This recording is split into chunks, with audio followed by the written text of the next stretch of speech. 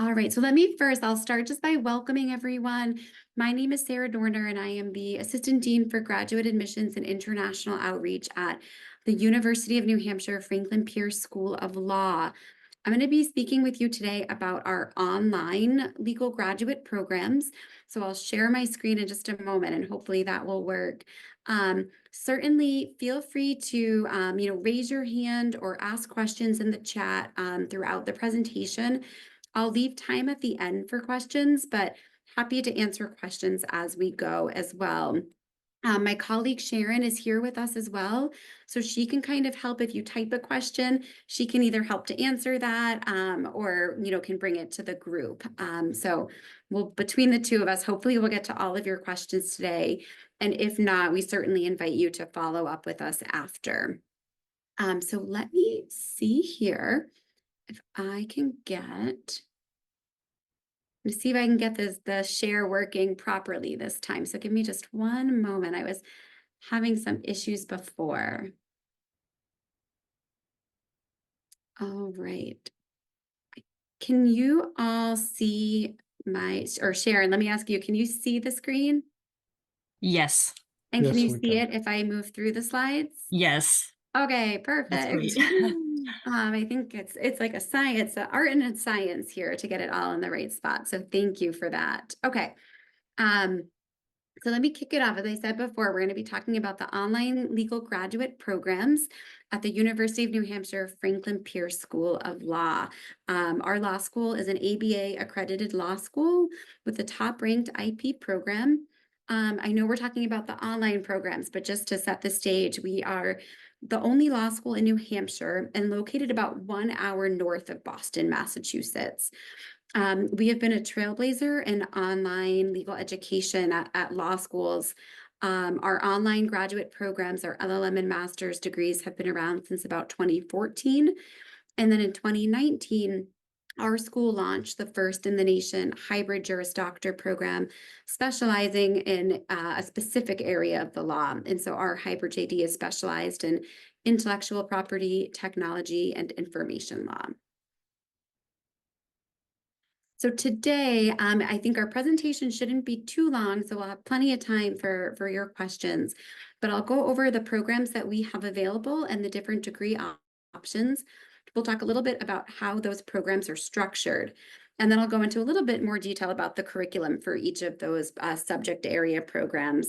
I'll share about the services that we have for our online students. And then we can talk a little bit about the costs, the scholarships, and the application process. So we have here the two kind of subject areas. We have a online graduate program in international criminal law and justice, and then a separate online graduate program in intellectual property. So we ICLJ, as we affectionately call our International Criminal Law and Justice program, is the only fully online transnational crime program available in the US.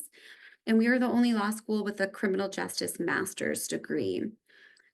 Our IP program, our school is globally renowned for intellectual property and has long been a top 10 IP LLM as well, as ranked by LLM Guide. Our library is one of only 3 global IP research facilities around the globe. And our IP Mall is the oldest open access IP research site on the web. And students in our online program do have access to our library resources. So each of these subject areas has a couple of different degree options. So for both the IP and the ICLJ program, we have the Master of Laws, or the LLM.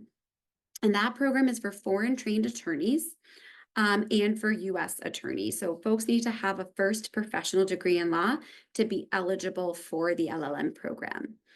And then we have a master's degree, and this program is open for students who have a bachelor's degree, but who do not have a degree that is specific to the law or a first professional degree in law. So that bachelor's degree can really be in any area, but they do have to have a minimum of a bachelor's degree. And this is a great option for students who are looking for a top-ranked US legal education. but not necessarily looking to practice law and be an attorney themselves. So good for kind of law adjacent positions. We typically see in our IP program engineers, scientists, business professionals who are seeking to understand legal issues in industry and policy. And in our ICLJ program, we see folks from law enforcement, military, nonprofit organizations, a real range of different areas. Our intellectual property program also has a graduate certificate option. So this is a short-term program that is a great option for practitioners who are looking to earn some expert credentials, but not necessarily seeking a full degree program. So this program can be completed full-time in just one semester. Most students in the online program take a part-time approach, but it's essentially half of what the master's degree would require. So in terms of kind of how this is all structured, the online program was designed so that it can really fit for you. Students have the option to enroll full-time or part-time. In the full-time program, it takes 1 calendar year to complete. So if you were to start in August, you would take classes the August to December for our fall semester, January to May for the spring semester, and then May to August, and you would wrap up. So 1 full calendar year. Students also have the option to pursue the program on a part-time schedule. In the LLM program, you have up to 3 years to complete the degree requirements. And in the master's degree, you have up to 5 years to complete the degree requirements. Most students don't take that full amount of time. I think most students are finishing it in about 2 years on the part-time schedule, but you have the flexibility to set a pace that works for you and really balance your work, your family, all of your life commitments. And you can also adjust the pace as you go. So oftentimes students might start with just 1 or 2 classes. Once they feel more comfortable, they might increase in the next semester. Or it might even be opposite. You're taking more classes, but you have a really busy time at work or some personal things going on. And so you might scale back to just 1 class in a following semester. So you have some flexibility. In the online program, we do enroll students in August or in January. So we're still accepting applications for this August. The priority application deadline is July 1st. The final deadline to apply is August 1st, with classes beginning August 26th. So there's still time. And then if that feels too soon for you, the next enrollment date is in January, and the priority application deadline is November 15th. All of the classes in our online programs are offered asynchronously. So this means you do not need to be online at a specific time. You are able to log in at times that fit for you and fit for your time zone, because we do have students from around the world, to complete your assignments, to listen to lectures, to engage in discussions on different message boards. So you can really complete your coursework at your convenience. That said, I think most professors have sort of a syllabus that requires you to keep up with the class throughout the semester. So it's not like you can just kind of jump in at the end and do all the work. You do have, there's weekly expectations that you'll need to keep up with, but you can do them throughout the week at times that fit best for you. Many faculty will hold virtual office hours. And so those times would be set, but they are typically available and will work with you if you need to meet at a time outside of their scheduled office hours. So I'm going to go into a little bit more detail now about each of our program areas. So I had mentioned that we have our International Criminal Law and Justice program. This has been a hot new area of the law as we're seeing more human rights violations come before the International Criminal Court. And with the global economy, there are just more crimes that are occurring transnationally. So international criminal law looks at international human rights, and then transnational law. So individual countries that are prosecuting crimes that do not necessarily occur within that country, and individuals who do not necessarily live in that country. So crimes that cross borders. Transnational crime is really a fast developing area of practice and study around the globe. as law enforcement agencies, government agencies, and NGOs find themselves confronted with cybercrime, human trafficking, drugs and weapons trafficking, piracy, terrorism, and more. So each of these areas really requires a command of multiple criminal justice systems. And so that is what you'll be looking at in this program. And so you can see here a little bit more about some of the topics that you'll be addressing. So domestic crimes with international implications. You'll have the chance to learn from faculty and practitioners,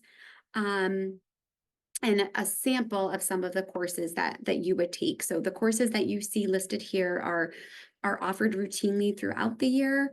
And then there's other classes as well, such as cybercrime, human trafficking, international white collar crime.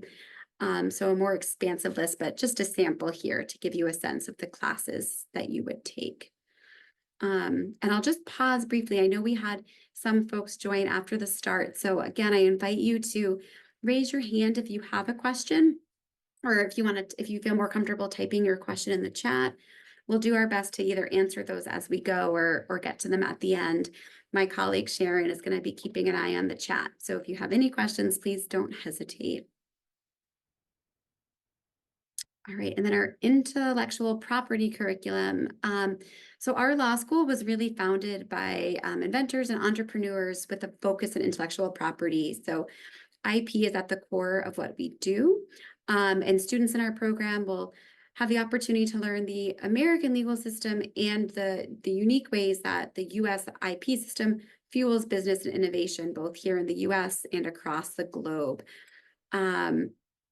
So looking at IP issues of the future, so you'll see that we have some tracks that you can choose between: a copyright and trademark law track or a patent practice track, but you are able to take classes in both areas, and I'll talk a little bit more about that. But we have a very robust list of courses in IP and technology law. Students in our online IP program can even take some of the courses that our hybrid JD students are taking in the IP space. So you have that opportunity as well.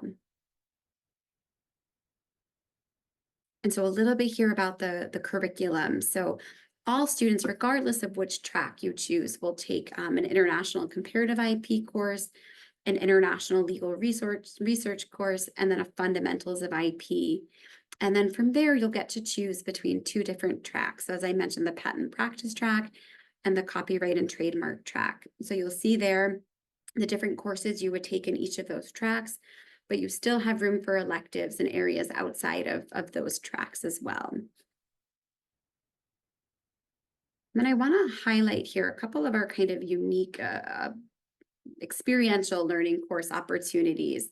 So students in our online program do have the opportunity to participate in what we call these immersive courses. These are in person, so they're kind of outside of the traditional online program, but our online students, if they have the availability to come in person, are eligible to participate in these courses. These are typically held during the January term break, so kind of in between fall and spring semester. We'll invite students to different locations. So you can see here that in recent years, we've taken students to Silicon Valley for a course about IP issues faced by today's industry, where students had access to industry leaders at Microsoft, Samsung, Apple, and more. We were also in Las Vegas at the UFC. So students had a chance to kind of learn firsthand there. And then this past January, students were in Hawaii for a course on IP, entrepreneurship, and Indigenous community development. And that was a really great partnership with the University of Hawaii, and one that we plan to continue this upcoming January would be the hope. So there is some opportunity there to kind of, if you are looking for an in-person learning opportunity for these short courses that might fit with your professional schedules as well. And then happening right now, actually, is our Intellectual Property Summer Institute. So again, this is another in-person opportunity, but currently we have our own students from other law schools and professionals here to take short courses in trending areas in intellectual property. So these courses are structured that This year we have a set of courses June 7th to 10th, and then the 11th to 14th. So just 3 or 4 days where you'll come and you'll get a chance to kind of take classes with folks who are really in the field doing the work. There's some great networking opportunities that go along with that. So the classes will change every summer. So I'm sharing with you the classes that we're offering this summer, but they would look different next summer, but students would have the opportunity to participate in that as well. All students in our online program are connected with an academic advisor who will meet with you definitely at the beginning of the program, and then oftentimes students will reconnect with their advisor before each semester. So they'll help you map out your curriculum, make sure you're meeting your program requirements and taking the courses that best align with your personal and professional goals. In addition, you'll also have access to a faculty mentor who is well versed in the curriculum and again can kind of offer a little bit more kind of which courses will best fit with your career goals. Um, and then students in our online program also have access to our academic success program, which is designed to make sure that you have the skills required to be successful in the classroom. They'll do this through one-on-one support and some group workshops.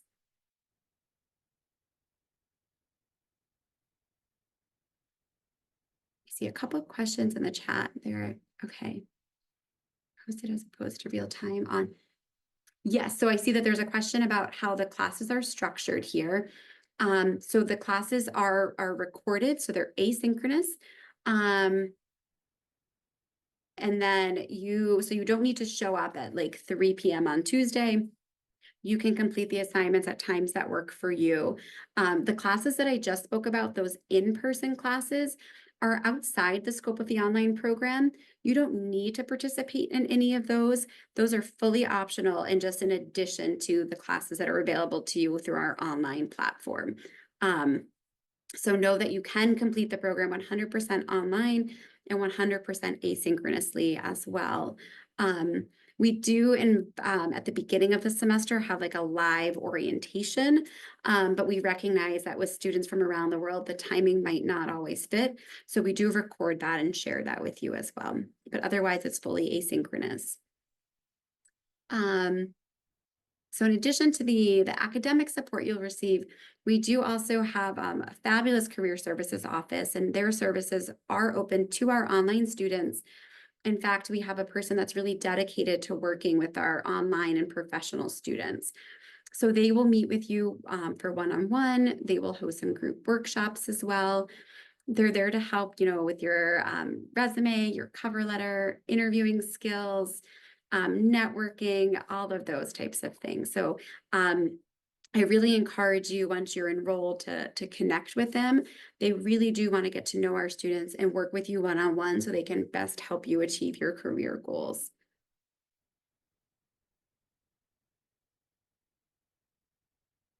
And so just a sample here of some, where some of our alumni from around the world are practicing.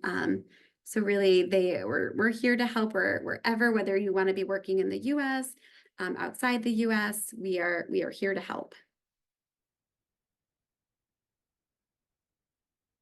Okay, so a little bit more about, and this is perfect timing because I see a question about the number of credits. So the LLM requires 24 credits. The master's is 30, and the graduate certificate is just 15 credits. Most classes, not all, but most classes are 2 or 3 credits each. So depending on how you want to approach it, full time, you could take 8 credits fall, spring, and summer.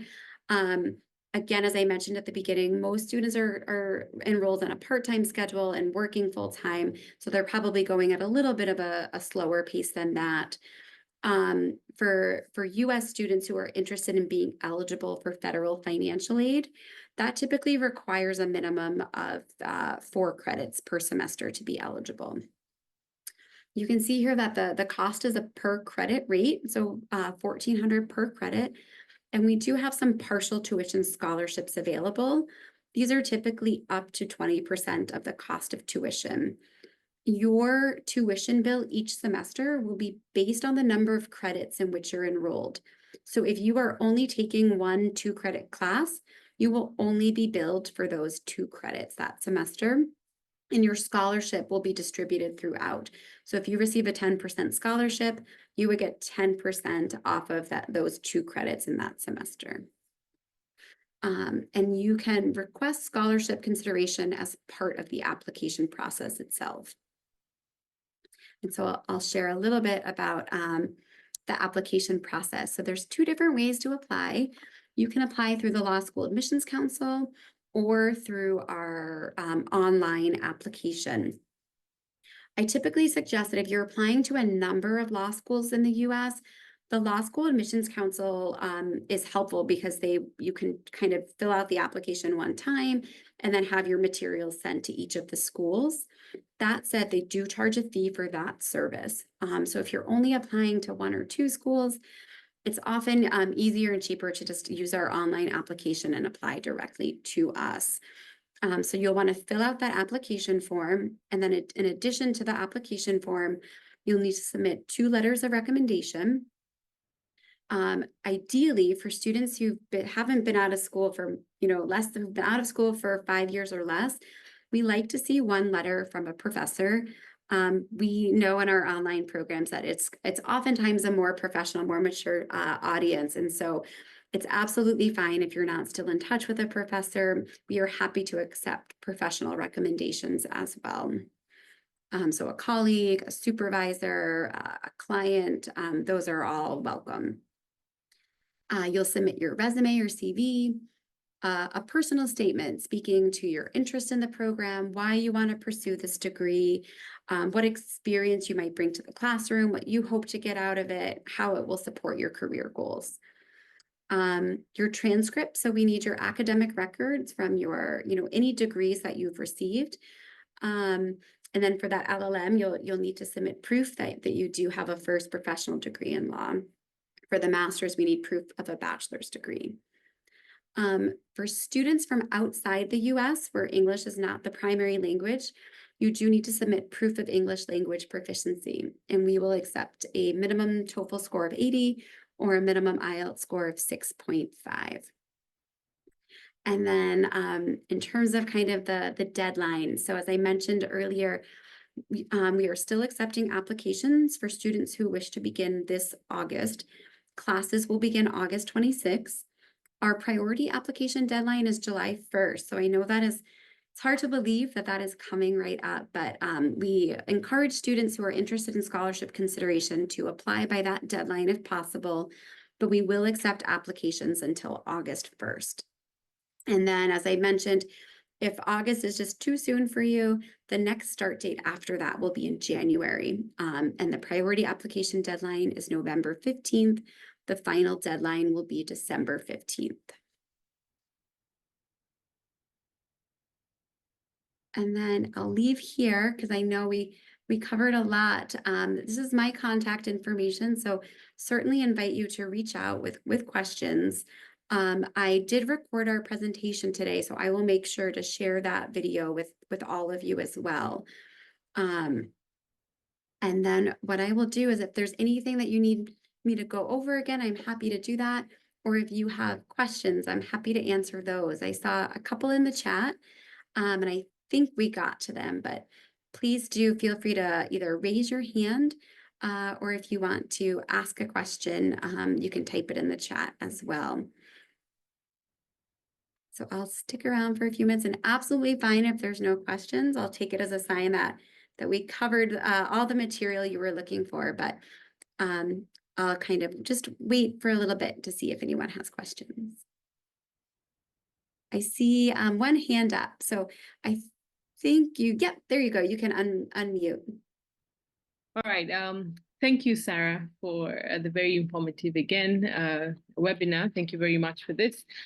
Just a question.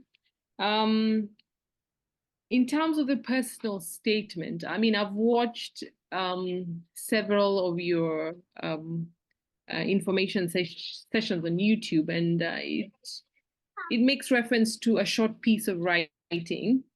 Ideally, how many pages should the personal statement be? Thank you.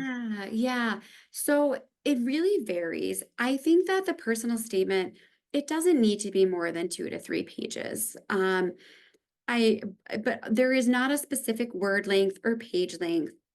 We really just encourage you to take the space that you need to communicate what you need to communicate. My recommendation is don't just kind of reiterate what's already. You will see that, right? Maybe highlight 1 or 2 experiences that kind of led you to the next path or made you realize that this was the degree that you wanted to pursue or the subject matter that you were really passionate about. So I would say use that space to kind of do a little bit more of like telling a story rather than just kind of, and then I did this and this and this. Um, so no set length. I think 2 to 3 pages though is typically sufficient for what students need. And I would stress too that this work should really be your own. In this time where with generative AI, um, you know, this is your work, right? This is your story. And so it's also an opportunity for us to make sure that your writing abilities will allow you to be successful in the program. And so we want to hear from you as an individual. Does that help? Yes, it does. Thank you very much. Thank you. All right. Yeah. And then I see a question in the chat about a student from the Philippines where English is the medium of instruction. And so, yes, all we need for students where their degree was taught in English, we just need documentation from your school that that was the case. This is oftentimes noted on the transcripts on the academic records. If it's not, just having the school, the registrar's office typically will kind of just write a letter to certify that English was the medium of instruction. And then we can accept that as proof of English language proficiency.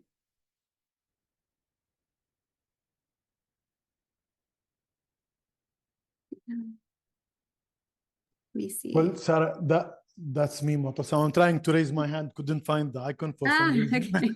Okay. I know Zoom keeps Yeah. changing things. And I think there's a new feature they say, like if you put your hand up, I don't know if it's going to work now, but I heard recently if you put your hand up, it will like raise your hand. I'll try this next time. But yeah, go So ahead. thank you so much. Most of the information I had, most of the questions are answered during the the presentation. So I have one question for you. In case I have all the documents ready, but one is missing, for example, the transcript or whatever, do you recommend or do you think it's a good idea to apply with this without this missing document, or we need to have everything ready and then apply? Great question. Thank you for asking that. So it's actually helpful to our office if you can submit that application form before you send any other documents. Because if we start to get like, here's a letter of recommendation, but we don't actually have an application for that person, we don't have a place to file it. So it's fine if I think it's great if you have all the documents together and can submit it all at once. That's super helpful. But we know it can take time to get some of those documents. So I would absolutely encourage you to go ahead. You can fill out the application form and upload the documents that you do have available. And then if there's anything that you need to submit after, you can email them to our office. And I think, I'm looking to see if that email is on the screen there, that admissions@law.unh.edu. So anything, excuse me, I feel like I have to sneeze. Okay. You can submit the online form, upload as much as you can, but if there's something that needs to come later or a recommender wants to write to us directly, they can send it to that admissions email address and we'll make sure it gets added to your application file. For the application process, we will accept copies of your transcripts. So if you have copies, you can upload them, but before you matriculate, we do need official copies sent directly by your university. So those I know can take some time. So my recommendation is if you've got the copies, go ahead and submit those to us. But at the same time, you might reach out to your school and see if they can start the process to get your official transcript sent to us. Does that answer your question? Totally. Thank you so much. Okay. And then there's a question about the application for scholarships. So on the application form itself, there's a question that asks if you'd like to be considered for scholarships and why you think you should receive a scholarship. So all you need to do is just write a couple of sentences as to why you're seeking scholarship consideration. we make decisions based on both your merit, so your academic record, your professional record, if you've had some experience, the quality of your application, and then we'll also consider financial need as well. And so we're not expecting that you upload your, your whole bank statements, but, you could just give a quick rationale for that request as well. And then what we'll do is when we review your application for admission, at that same time, we'll also make a decision about scholarship so that when you receive a decision letter, assuming you've been admitted to the program, that letter will also contain information about any scholarships you've been awarded. So that way you have all the information up front about not just the decision, but if there's a scholarship to go with it.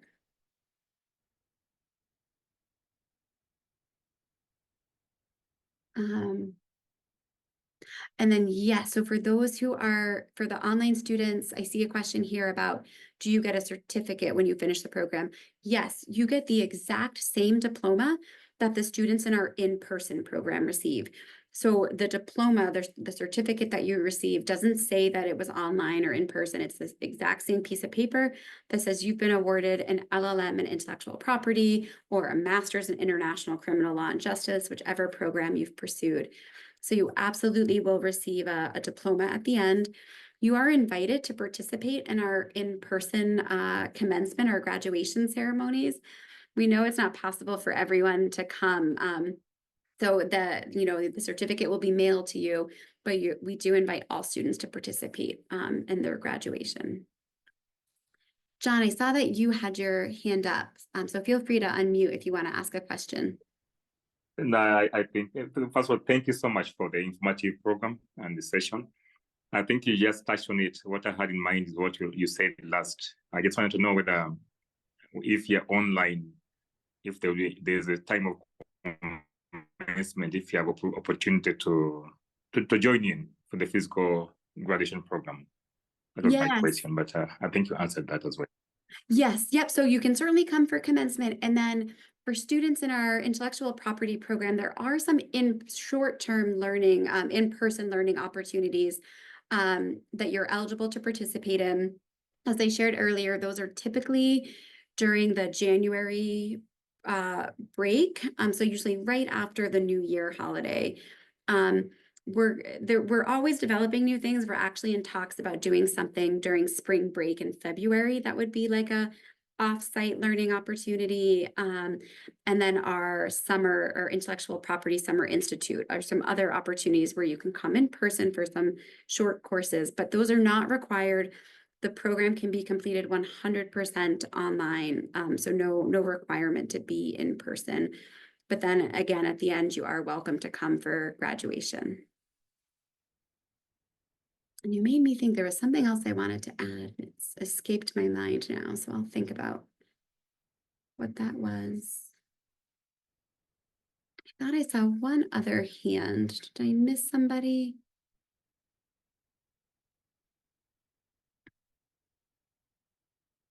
Okay.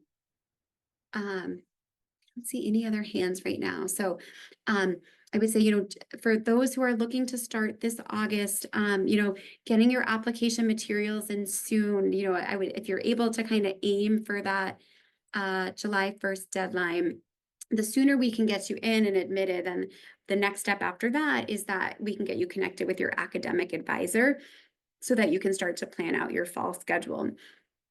We do, if you're admitted and you choose to enroll, we do require a $250 tuition deposit. That deposit is credited to your first semester tuition bill.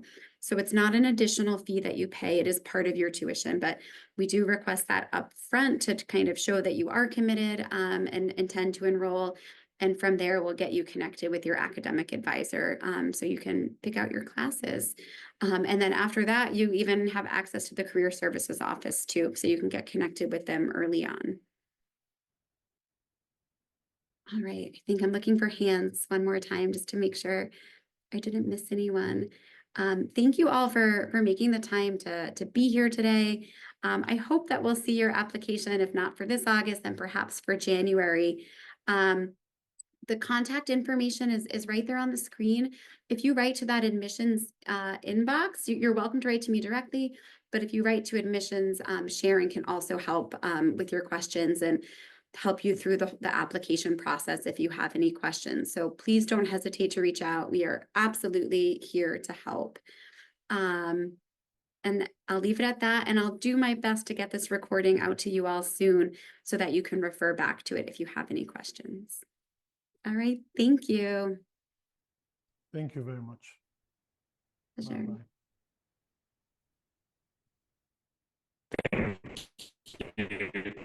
Sarah. Thank you. You're welcome. Have a great day or evening. Take care.